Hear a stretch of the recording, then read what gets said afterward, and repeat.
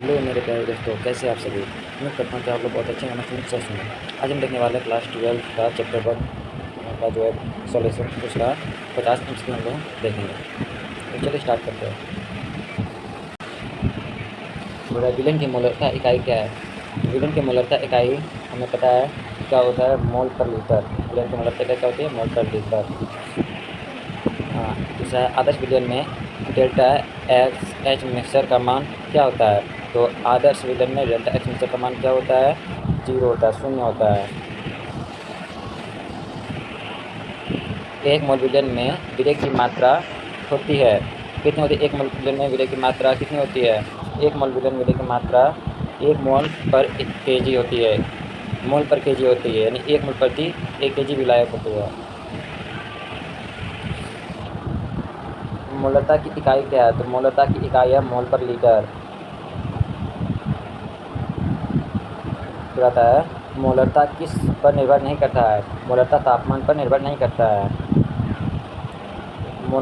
मोलरता तापमान के साथ बदलती है क्योंकि आयतन बदलता है। मोलरता तापमान के साथ बदलती है, आयतन बदलता है। मोल अंश का कोई मात्रक होता है। मोल अंश का मात्रक क्या है, तो मोल अंश का मात्रक कोई भी नहीं होता है, कोई नहीं होता है मोल अंश का मात्रक। फिर आता है दो घटकों वाले विलयन में दोनों के मोल फ्रैक्शन का योग कितना होता है। बोला दो घटकों वाले विलयन में दोनों के मोल फ्रैक्शन का योग कितना होता है, तो दोनों के मोल फ्रैक्शन का योग 1 होता है। किसी विलयन में विलय के मोलों की संख्या 2 तथा विलायक के मोलों की संख्या 8 है, विलय का मोल फ्रैक्शन क्या होगा। विलय का मोल फ्रैक्शन होगा 0.2। बोला किसी विलयन विलय के मोलों की संख्या 2 तथा विलायक के मोलों की संख्या 8 है, तो विलय का मोल अंश कितना होगा, 0.2। द्रव्यमान प्रतिशत का सूत्र कितना होता है। द्रव्यमान प्रतिशत का सूत्र क्या होता है, तो द्रव्यमान प्रतिशत विलय का द्रव्यमान बटे विलयन का द्रव्यमान गुणे 100। द्रव्यमान प्रतिशत का सूत्र क्या होता है, विलय का द्रव्यमान बटे विलयन का द्रव्यमान गुणे 100। 10% W/W विलयन का अर्थ है 10% W/W विलयन का अर्थ होता है 10 केजी विलय, 10 ग्राम विलय बट प्लस में 90 ग्राम विलायक। 10% की भार बटे भार, विलयन का अर्थ होता है 10 ग्राम विलय और 90 ग्राम विलायक। ppm का प्रयोग सामान्यतः किसके लिए किया जाता है। ppm का प्रयोग सामान्यतः बहुत कम सांद्रता के लिए किया जाता है। हेनरी का नियम किससे संबंधित है। हेनरी का नियम किससे संबंधित, हेनरी का नियम गैस की द्रव में घुलनशीलता से संबंधित है। हेनरी का नियम गैस की द्रव में घुलनशीलता से संबंधित है। गैस की द्रव में घुलनशीलता दाब बढ़ाने पर सामान्यतः क्या होती है। गैस की द्रव में घुलनशीलता दाब बढ़ाने पर सामान्यतः क्या होती है, तो बढ़ती है। गैस की द्रव में घुलनशीलता दाब बढ़ाने पर सामान्यतः बढ़ती है। हेनरी के नियम के अनुसार गैस की घुलनशीलता किसके समानुपाती होती है।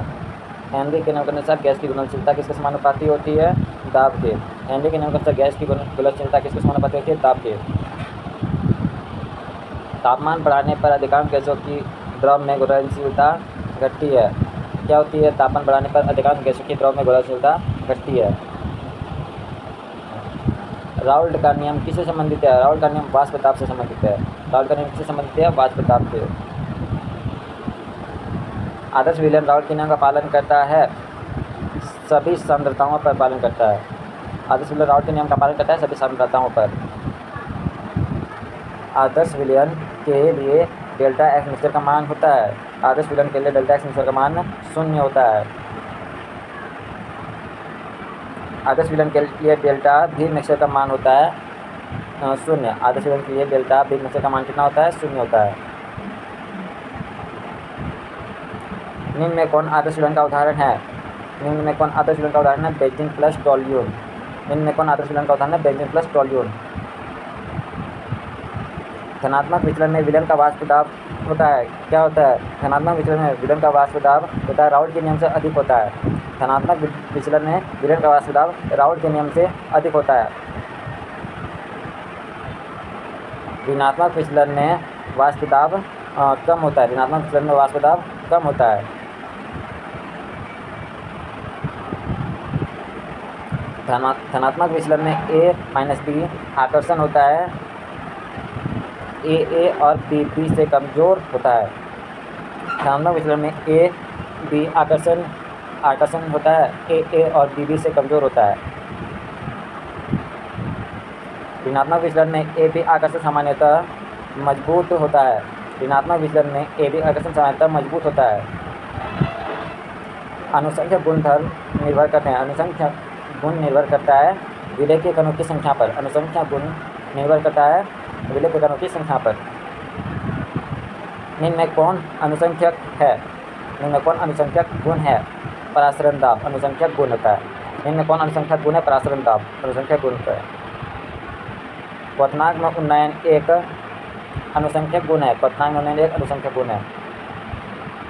हिमांक में अवनमन एक अनुसंख्यक गुण है। हिमांक में अवनमन एक अनुसंख्यक गुण है। अवाष्पशील विलेय मिलाने पर विलयन का क्वथनांक क्या होता है? अवाष्पशील विलेय मिलाने पर विलयन का क्वथनांक क्या होता है? बढ़ता है। अवाष्पशील विलेय मिलाने पर विलयन का क्वथनांक बढ़ता है। अवाष्पशील विलेय मिलाने पर विलयन का हिमांक क्या होता है? अवाष्पशील विलेय मिलाने पर विलयन का हिमांक अवाष्पशील विलेय मिलाने पर विलयन का हिमांक क्या होता है? तो विलयन का हिमांक घटता है। विलयन का हिमांक घटता है। क्वथनांक में उन्नयन का संबंध है। क्वथनांक में उन्नयन का संबंध है क्या है? क्वथनांक उन्नयन का संबंध किससे? डेल्टा TB बराबर KB मीटर। क्वथनांक में उन्नयन का संबंध है डेल्टा TB बराबर KB मीटर। हिमांक में अवनमन का संबंध है। हिमांक में अवनमन का संबंध क्या है? डेल्टा TF बराबर KF।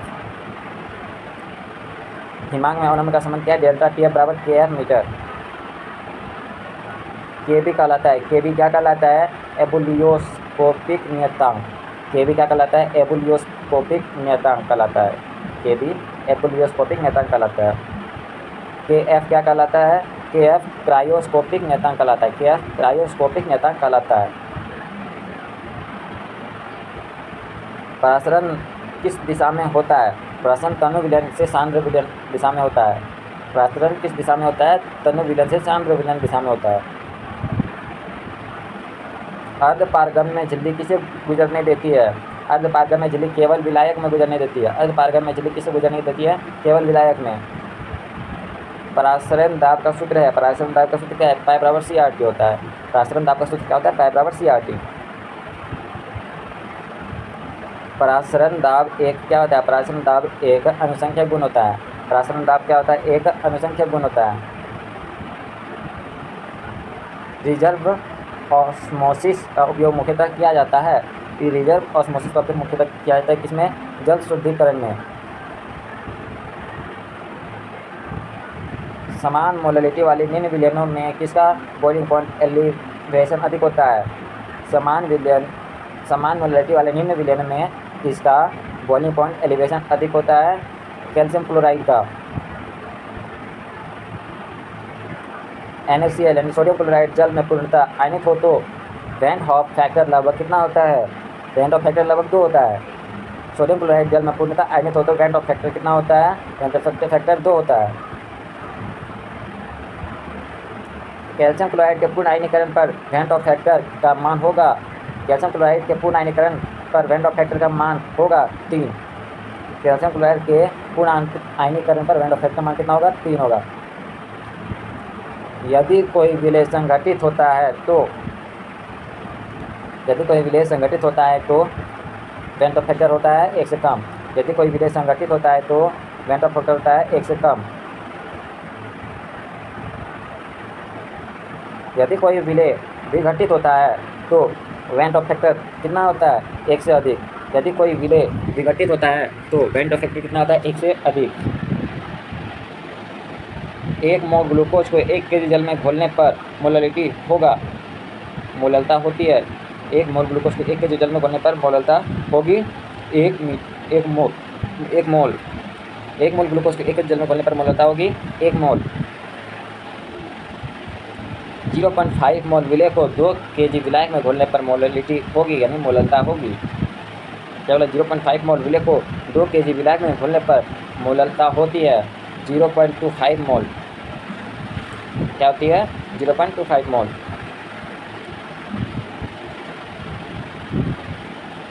यदि किसी विलय में सॉल्यूट का मोल फ्रैक्शन 0.2 है तो सॉल्वेंट का मोल फ्रैक्शन होगा 0.8। यदि किसी विलय में सॉल्यूट का मोल फ्रैक्शन 0.2 है तो सॉल्वेंट का मोल फ्रैक्शन होगा 0.8। किसी विलय में विलय की मात्रा बढ़ाने पर यदि विलय अवाष्पशील हो तो विलायक का वाष्प दाब होता है घटता है। किसी विलय में विलय की मात्रा बढ़ाने पर यदि विलय का अवाष्पशील है तो विलायक का वाष्प दाब घटता है। निम्न में से कौन सा कथन सही है? क्या मोलरता जो होती है तापमान पर निर्भर करती है? क्या मोलरिटी यानी मोलरता तापमान पर निर्भर करती है? क्या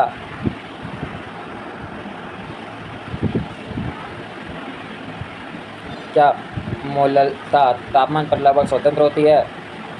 क्या मोल फ्रैक्शन का कोई उपयोग नहीं होता है? तो इसका सही उत्तर होगा मोलरता जो होती है तापमान पर लगभग स्वतंत्र होती है। इनमें से कौन सा कथन सही है? तो क्या होगा मोलरता तापमान पर लगभग स्वतंत्र होती है। उम्मीद करता हूँ कि आप लोगों को ये वीडियो अच्छे से समझ में आया होगा। और ये सिर्फ मल्टीपल चॉइस क्वेश्चन थे जो कि एग्जाम जैक बोर्ड एग्जाम के लिए बहुत उपयोगी थे। ये सिर्फ जैक बोर्ड की नहीं है, बिहार और जितने भी बोर्ड है वो सबके लिए बहुत इंपॉर्टेंट है। अगर आप लोगों को ये वीडियो पसंद आए तो चैनल को सब्सक्राइब कीजिएगा, लाइक कीजिएगा और शेयर कीजिएगा। अगर आप इस चैनल पर जुड़े रहते हैं तो मैं आप लोगों को गारंटी दूँगा कि 80 से 85% तक क्वेश्चन मैं आपको यहाँ से दूँगा इस चैनल से। धन्यवाद।